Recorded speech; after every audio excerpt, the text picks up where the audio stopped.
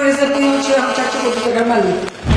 প্রধানমন্ত্রী কার্যালয় থেকে শুরু করে বিভিন্ন সরকারি অফিস, বড় বড় সরকারি কর্মকর্তা থেকে শুরু করে ড্রাইভার, পিয়ন, চারিদিকে শত শত কোটি টাকার দুর্নীতি যেন মামুলি ব্যাপার। পুরো দেশকেই যেন গিলে খাচ্ছিল দুর্নীতি। তবে 5ই আগস্টের ছাত্র জনতার গণ অভ্যুত্থানের পর অনেকেই আশায় বুক বাঁধছেন, এবার বুঝি দুর্নীতি মুক্ত হবে দেশ।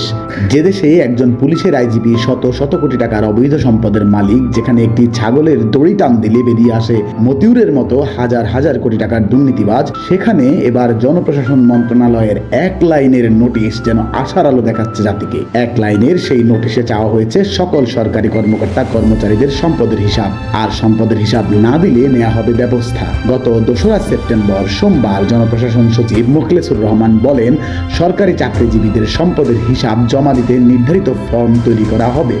সরকারি বেতন পান এমন প্রত্যেককেই এই হিসাব দিতে হবে, না দিলে আইনগতভাবে শাস্তির ব্যবস্থা করা হবে।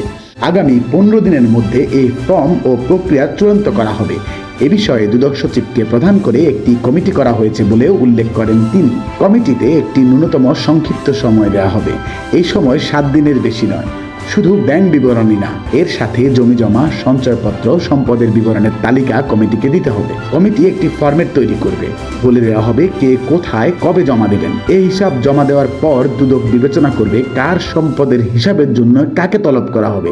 বছরে একবার এই বিবরণী জমা দিতে হবে। সারা দেশে 15 লাখের মতো সরকারি কর্মচারী আছে জানিয়ে মোখলেছুর রহমান বলেন, সম্পদের বিবরণী জমা না দিলে দণ্ড কি হবে সেটিও বলে দেওয়া হবে। সোজা কথা, যে যত বড়ই হোক, চোরকে চোর বলা হবে। এদিকে দুদকের কর্মকর্তা বলেছেন, যেসব অভিযোগ দীর্ঘদিন ধরে দুদকে ফাইলবন্দি ছিল, সরকারের উপর মহলের চাপে তাদের বিষয়ে কোনো কাজ করা যায়নি। ক্ষমতার পালা বদলে সেই সব ফাইল নিয়ে সরব হয়ে উঠেছে এখন দুদক।